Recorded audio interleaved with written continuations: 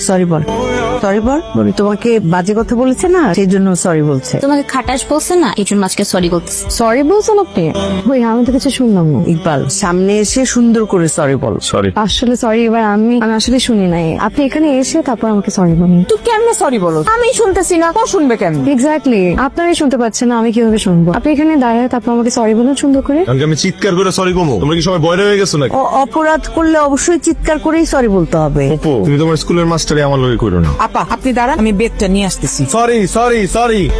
হয়েছে কি, ইকবাল কারো কথা শোনে না, কিন্তু ওর ফুপুর কথা একদম শোনে। ওর ছোটবেলা থেকে কোলে পিঠে করে মানুষ করছে, তো ও যখন হয়েছে আমি তখন খুব অসুস্থ ছিলাম। উনি একদম নিজের সন্তানের মতো করে মানুষ করছে, ওনার কথা ফেলতে পারে না। ভয় পায় নাকি? হ্যাঁ, ভয়ও পায়, তয় সম্মানটা অনেক বেশি করে। ওর ফুপুর তো বাচ্চা হনের সময় মারা গেছিল, তারপর থেকে ওরে কোলে পিঠে করে মানুষ করছে নিজের সন্তানের মতো। আর এখন যাই দেখো, ওর ফুপুরে আদরও করতেছে, আবার বুঝাইতেছে। তুমি থাকো, আমি যাই। কুকুর উপর রাগ করছিস? আরে সারা তো আমাদের বাড়ির মেহমান না, শহর থেকে একটা মেয়ে আসছে, তাকে তুই বলে বসছিস খাটাইস। এটা বলাটা কি উচিত হয়েছে বল? মেয়েটা মনে কষ্ট পাইছে না? কষ্ট পাইছে, আমি জানি। তোকে দিয়ে সরি বলাইছি, তুই ও উপর মনে কষ্ট পাইছিস। কষ্ট পাইছিস? কুকু তো কাজও করি না, আমি বাবাটা, লক্ষ্মী বাবাটা। কুকুর উপর রাগ করতে হয় না, ঠিক আছে? ওর ফুপুর তো বাচ্চা হনের সময় মারা গেছিল, তারপর থেকে ওরে কোলে পিঠে করে মানুষ করছে নিজের সন্তানের মতো।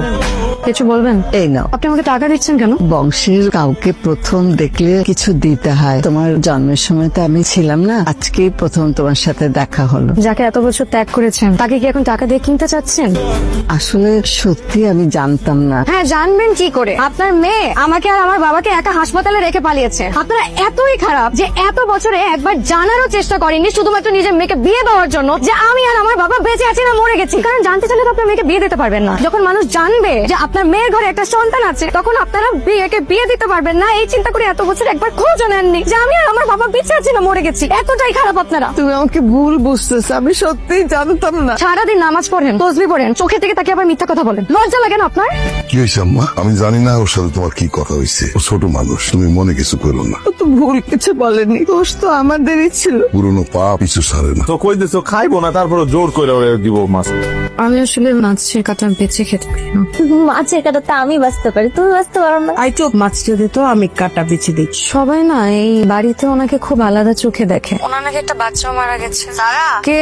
আমি ইকবালের ফুপু। আসেন বাবা, এখন রাখি, কালকে কথা হবে। I really miss you. তুমি ওষুধ কিন্তু টাইম মতন খেয়ে নিও, কেমন? তোদের বাবা মেয়ে বন্ডিং দেখছি চমৎকার। ছাড়া তো আর কোনো উপায় নেই। বাবার আমি ছাড়া কেউ নেই, আর আমার বাবা ছাড়া। এভাবে বলছো কেন? রক্তের সম্পর্ক ছাড়াও তো বন্ধু থাকে, সেটাও একটা পরিবার। হ্যাঁ, সেটা আপনি ঠিকই বলেছেন। এমনিতেও রক্তের সম্পর্ক থাকলেও তার